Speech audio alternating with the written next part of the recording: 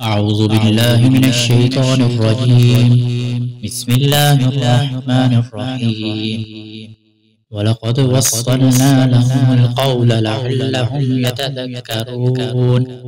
الذين آتيناهم الكتاب من قبله هم به يؤمنون وإذا يتلى عليهم قالوا آمنا به إنه الحق من ربنا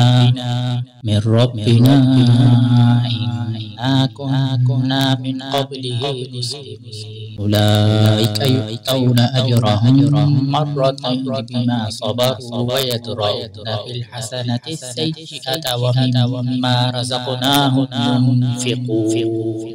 وإذا سمعوا اللغو أعرضوا عنه وقالوا لنا أعمالنا ولكم أعمالكم سلام عليكم لا نبتغي الجاهلين. إنك لا تهدي من أحببت ولكن الله يهدي من يشاء وهو أعلم بالمهتدين. وقالوا إن نتبع الهدى معك نتخطف من أرضنا أولم نمكن لهم حرما آمنا يجبى إليه ثمرات كل شيء رزقا